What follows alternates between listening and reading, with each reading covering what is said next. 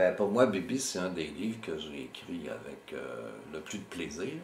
En tout cas, je me suis mis là tous les jours pendant un an et demi à peu près à l'écrire en me faisant plaisir aussi. Ça n'a pas été un livre, c'était un livre difficile parce que ce qu'il y a dedans est difficile, qui m'a demandé beaucoup de lecture, beaucoup de documentation, parce que quand je parle de l'Afrique, il faut que ça soit documenté. Puis il fallait que ça rentre bien dans le cadre d'un roman et non pas d'un essai. Donc il fallait que ça passe par les personnages, mais j'ai eu beaucoup de plaisir à trafiquer tout ça, puis à trouver aussi une structure d'écriture qui rejoint. Moi, je voulais rejoindre un peu, j'appelle ça de même, les psaumes de la Bible où on dit souvent il disait, il disait, il disait. Bon, moi, j'ai utilisé un peu ce procédé-là pour donner un peu un côté incantatoire à l'affaire. C'est comme un voyage, je dirais, initiatique au fond d'un Québécois qui sort de son petit milieu, à un moment donné, de son petit monde, puis qui fait un tour du monde pour se rendre compte que, au fond, ce qu'il a cherché toute sa vie il était plus chez lui qu'ailleurs. On a découvert dans la Grande Tribu là, une vision, une allégorie du Québec à travers une famille, je pense. Est-ce que dans Bibi, on suit la même trame pour aller découvrir le syndrome québécois d'aller chercher à l'extérieur sa propre identité? Est-ce que vous diriez ça? Ben oui, d'une certaine façon, puis que je trouve que ce qui nous différencie de beaucoup de pays au monde, nous, dans beaucoup de pays, on fait encore, j'appelle, dans l'écriture, la recherche du père, de la mère. C'est particulièrement vrai en France, parce que la France ayant été un peuple colonisateur, donc un père qui a été très autoritaire, très sanguinaire dans certains cas, a comme un sentiment de culpabilité par rapport à ça, donc est prêt à accueillir beaucoup de gens de l'extérieur, entre guillemets, à les découvrir, mais en autant qu'on parle de cette relation père-fils.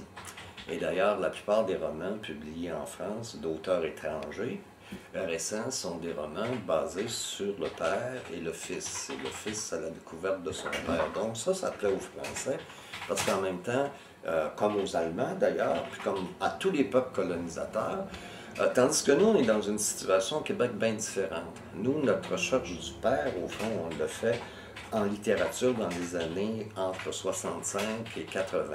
On a réglé ce cas-là de la recherche du père qui a coïncidé avec l'arrivée politique de René Lévesque, qui était considéré comme notre père. Tu sais, beaucoup de gens considéraient René Lévesque comme leur père.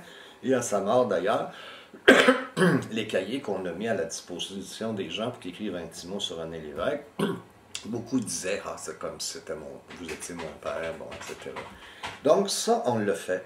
Aujourd'hui,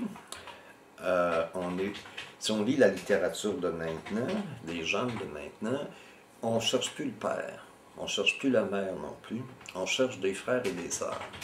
Parce que moi, je pense que dans nos gènes, on a comme inscrit, depuis qu'on est installé au Québec, le fait qu'on était de grosses familles, qu'il y avait beaucoup d'enfants, donc beaucoup de frères et de sœurs.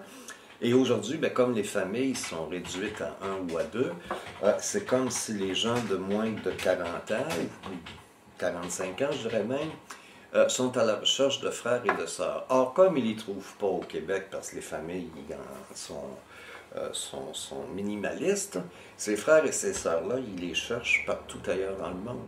Bon, j'ai toujours trouvé dommage que nous, étant un petit peuple qui veut son indépendance, on n'établisse pas plus de relations avec des gens avec qui on aurait pu être solidaires et eux solidaires avec nous. Je pense à toute l'Afrique francophone, par exemple. Ben, on a encore, finalement, un peu de relations avec ces peuples-là. Bon, avec Haïti, comme Québécois, on n'en a plus beaucoup. Depuis qu'on n'a plus de missionnaires dans le monde, on n'a plus beaucoup de relations avec l'Afrique, les pays africains, avec le seul pays indépendant francophone d'Amérique, français d'Amérique qui est Haïti. Et on a même fait la même chose avec les minorités francophones du Canada. On a faut bien dire, comme Québécois, abandonné l'Acadie à son sort. On a abandonné les minorités de l'Ouest à leur sort en disant ben, c'est fini, ça va s'éteindre. Bon, il y a juste au Québec où le français peut exister. Et ça, je trouve, c'est malheureux parce que quand on est tout seul dans une mer anglophone qui est de 350 millions d'habitants, tu as intérêt à nouer des liens très, très serrés avec des gens qui peuvent être tes alliés. Je suis certain que les pays africains, particulièrement les pays francophones, seraient très heureux qu'on établisse une solidarité entre eux et nous. Et pour moi, l'avenir du Québec, une bonne part, passe par là. Si on ne le fait pas, c'est sûr que tôt ou tard, on va être nous-mêmes assimilés par une majorité anglicisante ou anglophone ou tout ce qu'on veut. Tôt ou tard, ça va être le cas. Et vous avez fait les premiers pas en demandant la citoyenneté éthiopienne? Ouais, tu sais, il y a bien des gens qui ont une double citoyenneté, mais généralement, ces gens-là ont choisi la double citoyenneté comme française, par exemple. Moi, j'appelle ça, c'est des gens qui ont choisi la citoyenneté du colonisateur plutôt que la citoyenneté d'un pays colonisé comme eux. Moi, j'ai choisi l'Éthiopie parce que j'ai beaucoup lu sur l'Éthiopie. J'aime beaucoup l'Éthiopie, qui est le berceau de l'humanité, parce que c'est là que la race humaine a commencé. D'autre part, c'est l'un des pays, sinon le pays le plus pauvre du continent africain, qui va avoir bientôt 100 millions d'habitants. Ça, c'est pas bon.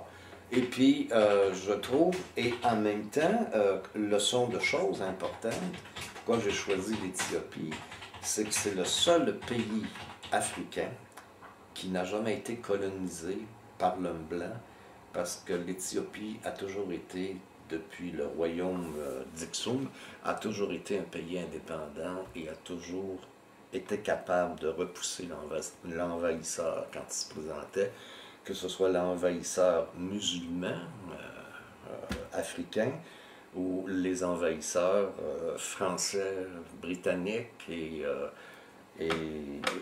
italiens avant la Deuxième Grande Guerre mondiale, qui ont occupé l'Éthiopie, mais qui, avec la guerre, ont été obligés de s'en retourner.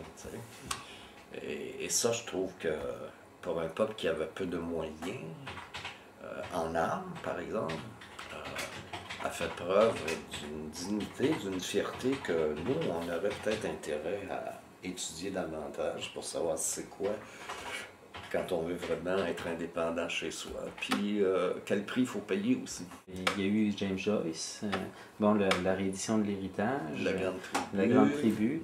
Est-ce qu'on a à faire une série? Est-ce qu'il y en a un autre qui s'en vient? Est-ce qu'on a là un ouvrage conclusif? Oui, ben tous ces livres-là, que ce soit l'Héritage, La Grande Tribu, Bibi, Joyce, c'était des livres que j'annonçais comme étant à apparaître en 1973. Bon, et je m'étais toujours dit, c'est des livres souvent que j'avais commencé, que j'ai mis de côté, mais je m'étais toujours dit qu'un jour, je me mettrais là, puis je l'ai fait.